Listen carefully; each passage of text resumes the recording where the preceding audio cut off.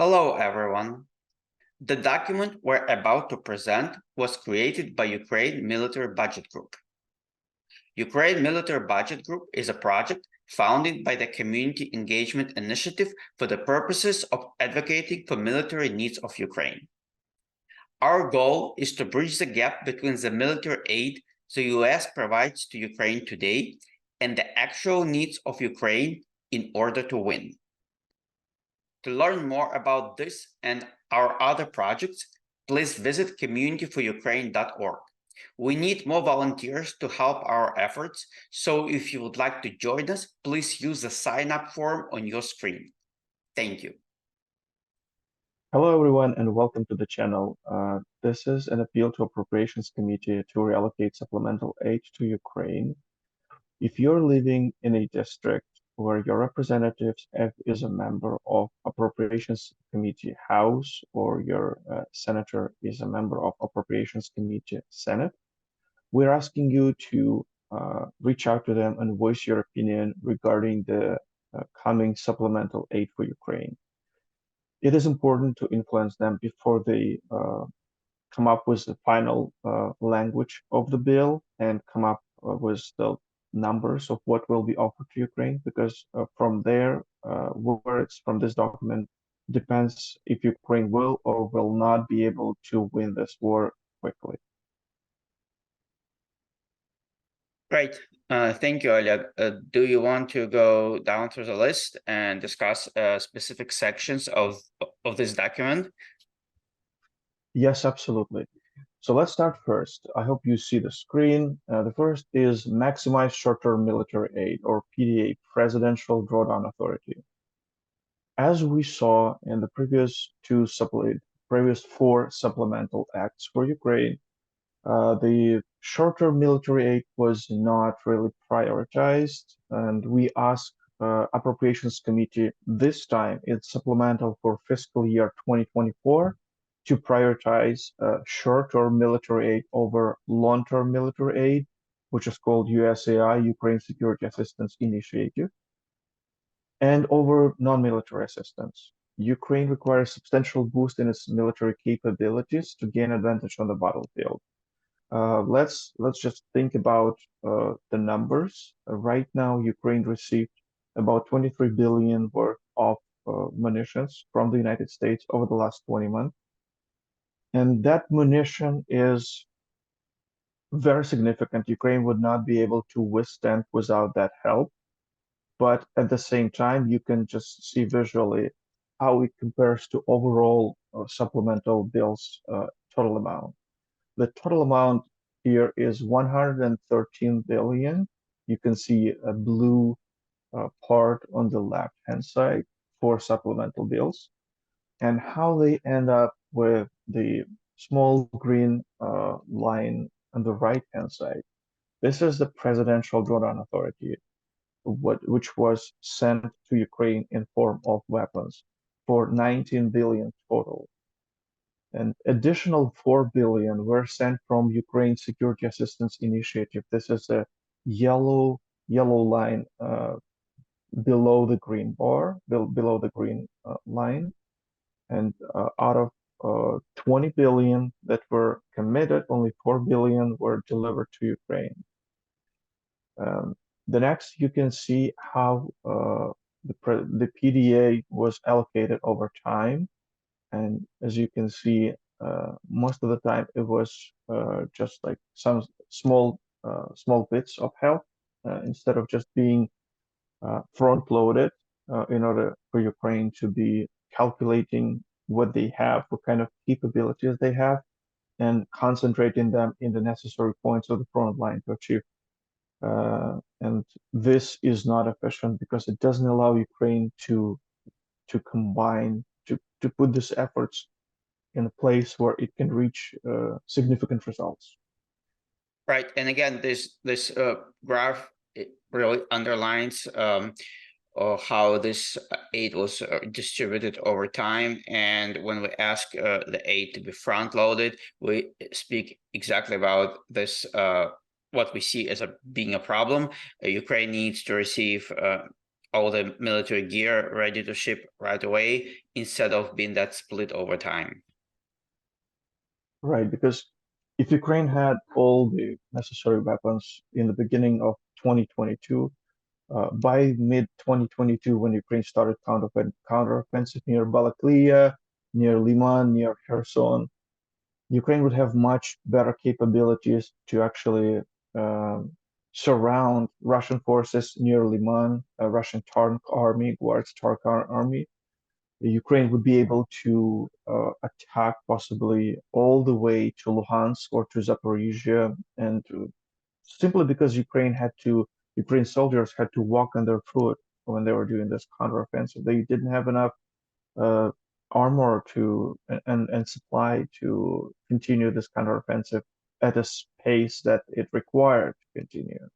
And that's why, although the success were very significant, it was not as significant as it could be. We ask our representatives and senators to put these two items to maximize short-term military aid, PDA, and to front-load military aid that is ready to be shipped in writing into the appropriations bill, into supplemental a bill for Ukraine.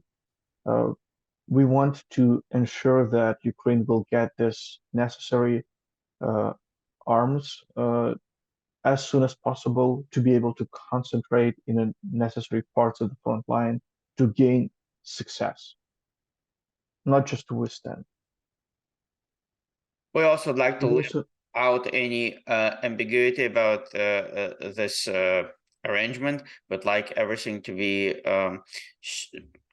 shipped right away as described in item number 1 and number 2, and we like to avoid any confusion or misinterpretation about how this should be addressed. So that's really the point of item number 3. yes, we also would like to ask to provide Ukraine with capabilities in line with assistance available to US partners and allies.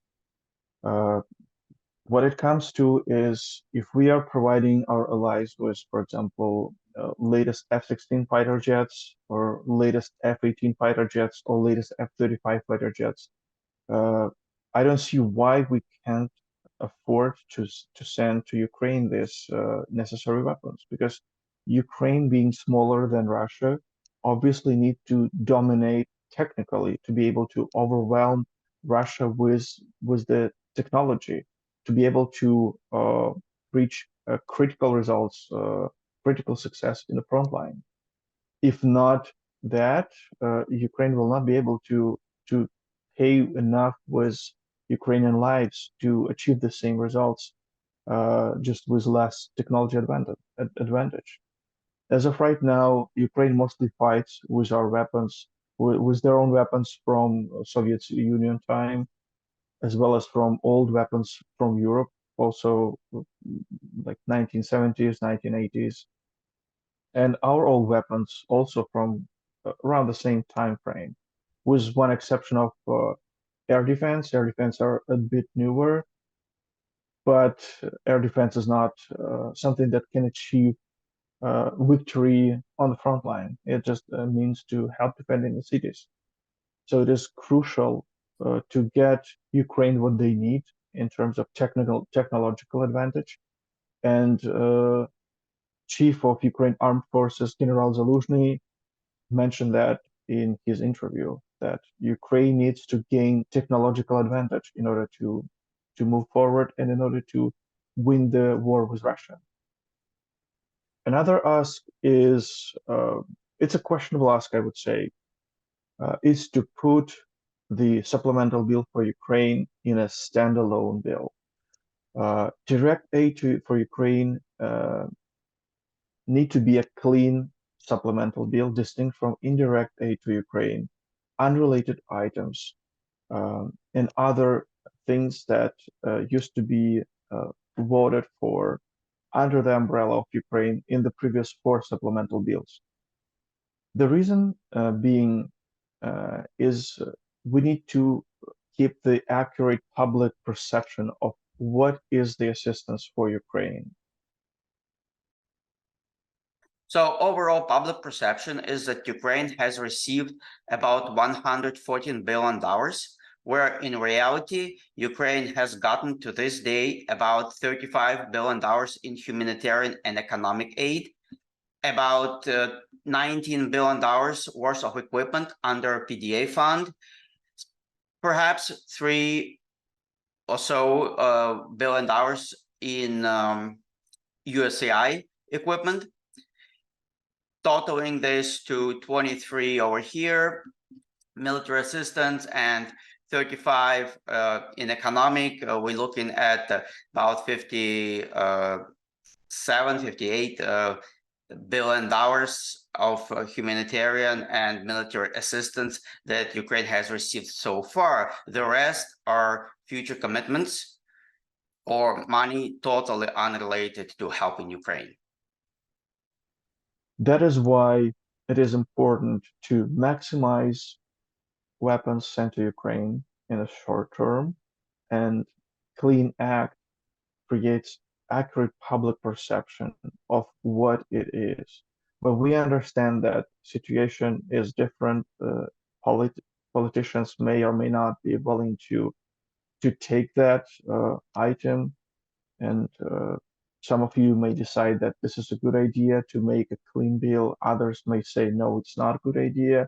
So if you're not willing to have that item, please feel free to remove it. Feel free not to raise this question with your representative or your senator. But just from a standpoint of Ukraine and from a standpoint of accurate perception of what is sent to Ukraine, it would be better to have that supplemental bill as a clean standalone bill. The rest of the document here is going over importance of providing Ukraine with military assistance as soon as possible. It talks about a need to change the aid strategy and expediting military aid to Ukraine. So basically, the rest of the document is further explains what we have covered so far as needs of Ukraine to win.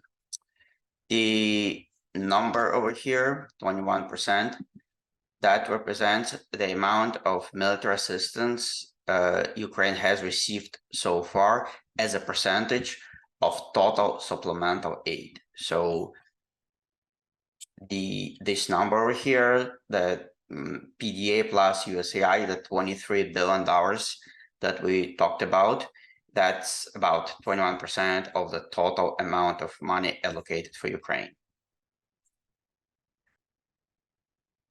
You can read the rest of the document yourself. The main takeaways should be that Ukraine does not have today enough military assistance, enough capabilities to win this war. In the same time, Ukraine is judged by the progress it has made so far. There's a lot of talk in the media and everywhere you read or listen about Ukraine, various platforms. All of them talk about Ukrainian ability to win. And of course, the ability to win is directly tied into military assistance. So the real question is, are we providing Ukraine with enough military gear so Ukraine can be successful on the battlefield? Right now, the answer is no. And the reason for our advocacy is to improve the situation. And this is the message we need to get across. Yes, Ukraine can win, but Ukraine needs military assistance. So in conclusion, this document is for people interested in getting in touch with their Congresspeople on Appropriations Committees, Senate Appropriation Committee and House Appropriation Committees. You can easily find your members by going to appropriations.house.gov for your House members, and appropriations.senate.gov. And we're going to include these links in the description to this video. These people are the most important when it comes to making decisions related to Ukraine aid. And this is important for them to understand the current situations on the front line and act accordingly. So the main idea that we need to get across is we need a change to how we approach helping Ukraine. If we're going to continue doing the same thing for another year, we're going to end up with the same results we have seen so far. We need a change in strategy, and hopefully this message will come across. And this message is in line with what we heard from Chief of Ukraine Armed Forces, General Valery Zaluzhny. He said about the hardships on the front line, about a stalemate, and he said that not because he believes Ukraine has no chance to win. Instead, he marked up the necessary steps that could help to turn the tide, to put this situation in favor of Ukraine. And Ukraine needs our help right now. And if we procrastinate for another year, who knows if Ukraine will have enough soldiers to fight, and if Ukraine will withstand. Because for some of us who believe that this is a World War I, the situation is a stalemate, there is no way uh, um, Russia can win this war. In fact, Russia is um, investing heavily in its military manufacturing. And in some areas, the manufacturing was boosted between 2 and 9 times. And for drones, some drone categories were boosted 35 times over the last less than 2 years. And this is a signal for us that Russia is serious. Russia doesn't want to stop. There is no peace agreement of any kind on the radar of Putin. And why having a peace agreement if you can have it all? That's what Putin thinks. And obviously, that's what the actions that he's doing on the battlefield suggest. And if we want to help Ukraine win this fight, this is our chance. If we want to continue this fight alone, if Ukraine falls, if we will not be able to support Ukraine with weapons, then we're going to be the next. We're going to be the ones who are fighting this war. And possible war was China over Taiwan, with possibly with Russia for the Eastern European countries, because Putin openly said that the next step for NATO is to get lost from the territory of the Warsaw Pact countries, including Poland, Baltic states, Romania, and other countries. Another important thing that this document will help to address would be questions raised by some of Republicans. They were asking about specific needs to win this war, specific capabilities that will get Ukraine to the victory. And they were also asking about the game plan for helping Ukraine win. And to a large degree, talking about specifics will help us get closer to getting those questions answered, which is important for everyone's sake, not just those specific individuals asking the question. And one thing that was not addressed in this document is how much is needed, how much weapons is needed for Ukraine right now. It is a very hard question, and it depends on how we calculate. For example, right now, we calculate in Presidential Drawdown Authority the following way. We put the full price of a weapon when it was purchased we're not adjusting for inflation. So if we purchased, for example, some armored personnel carrier like M113 for $300,000, maybe 40 years ago, then this is the price that we are going to take into account right now. And that is one way of calculating the price. There are other ways to calculate the price.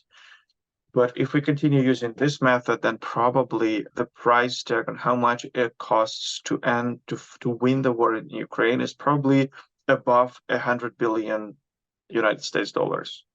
That is expensive. But from the other hand, how expensive is if our boys and girls will have to join the fight somewhere in Europe or in Taiwan just because we let the authoritarian regimes in the world, like China, Iran, North Korea, Russia, to feel that we are weak and not ready for a fight.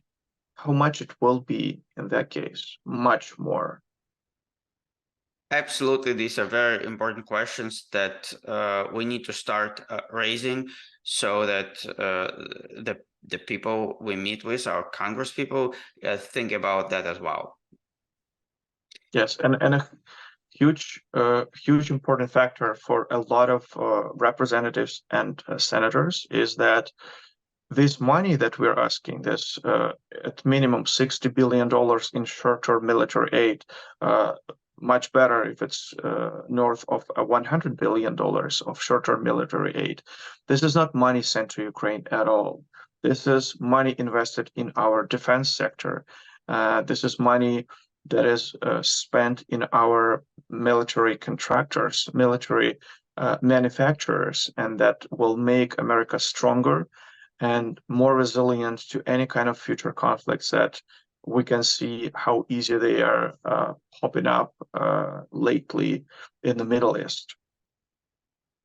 Great. Thank you, Oleg.